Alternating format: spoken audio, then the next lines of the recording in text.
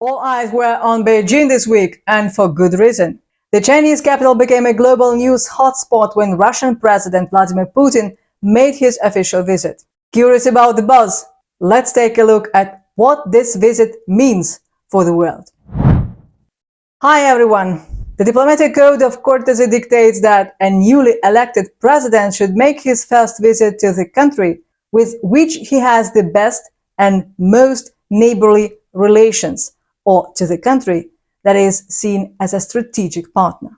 On October 2023, the Chinese leader, after his re-election, paid an official visit to Moscow after only 10 days, showing the world who China sees and considers to be its primary partner and ally. After his inauguration, Vladimir Putin also paid his first official visit as the newly elected president of the Russian Federation to China, also 10 days later, emphasizing who Russia considers to be a friend and reliable partner.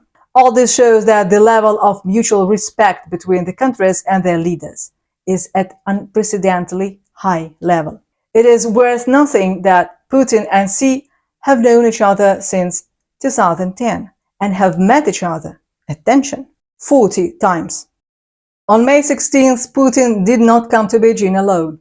He was accompanied by a large delegation of ministers, heads of state corporations, the head of the central bank, as well as representatives of big business and heads of major Russian banks.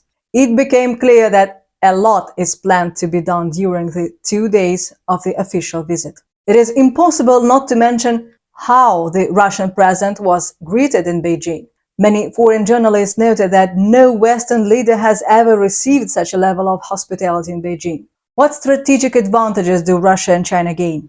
What agreements were made? What impact will this have on trade? Let's get started.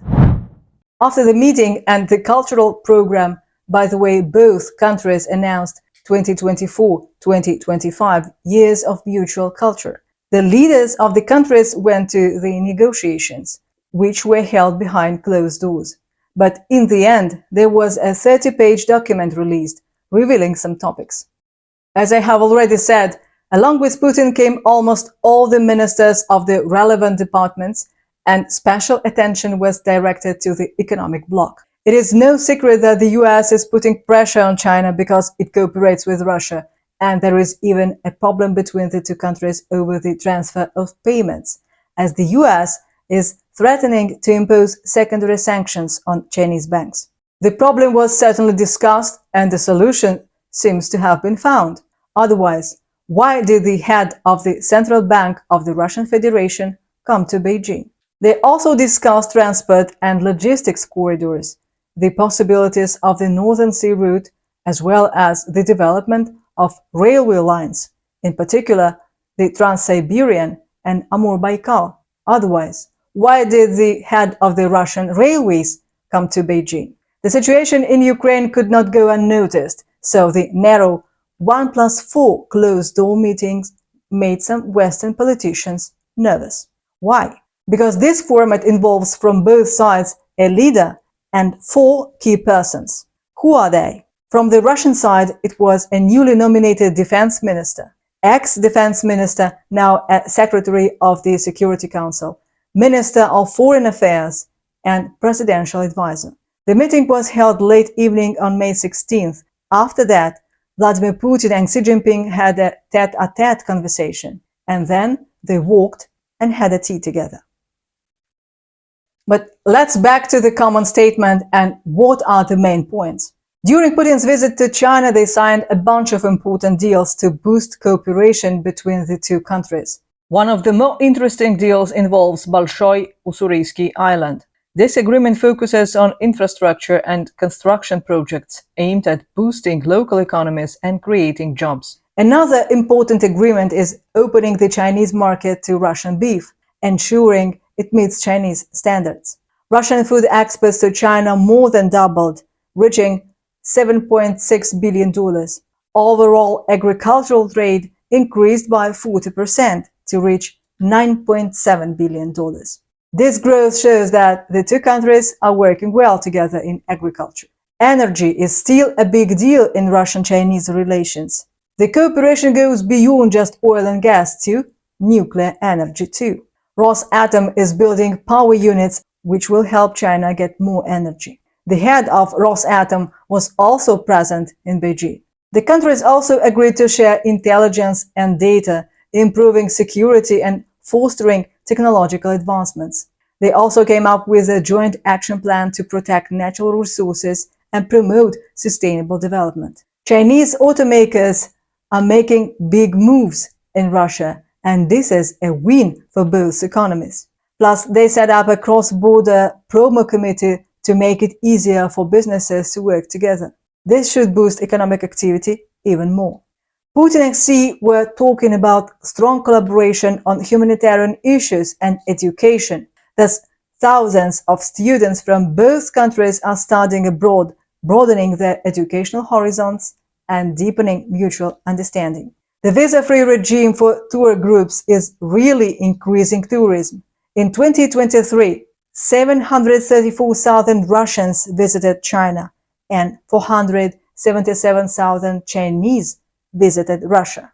The Media Cooperation Memorandum is all about enhancing news exchange and providing balanced coverage of international events. To sum up, these agreements strengthen the strategic partnership between Russia and China. They cover economic cooperation, environmental protection, and cultural exchange, setting the stage for the future. Let's take a closer look at the political and global implications of Putin's visit to China and the agreements made. Russia and China are pushing for a world where there are many powerful countries rather than just one or two. This shift is all about achieving a fairer global balance. They back the United Nations' central role and a rules-based international order for more balanced global governance. Both countries back inclusive economic globalization and are pushing for reforms in global economic institutions like the WTO. When it comes to security and defense, both countries try to avoid forming military alliances or engaging in conflicts to reduce global tensions. They are big on respecting state sovereignty and territorial integrity, which is really important in conflicts like the Ukrainian. Russia and China are working to create a balanced security system in the Asia-Pacific region, which will help keep the peace and maintain stability. On the regional and global governance front, Russia and China are active in BRICS, the Shanghai Cooperation Organization, and the Asia-Pacific Economic Cooperation. They are trying to create a more fair global order.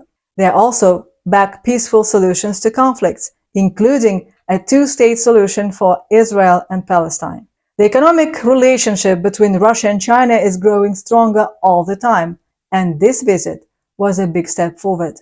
One of the highlights was the announcement that trade between Russia and China exceeded $240 billion last year, which is almost 2.7 times more than the previous year. This shows that the two countries are getting more and more economically connected. President Putin's visit to China marks the 75th anniversary of diplomatic relations between the two countries, which was first established on October 2, 1949.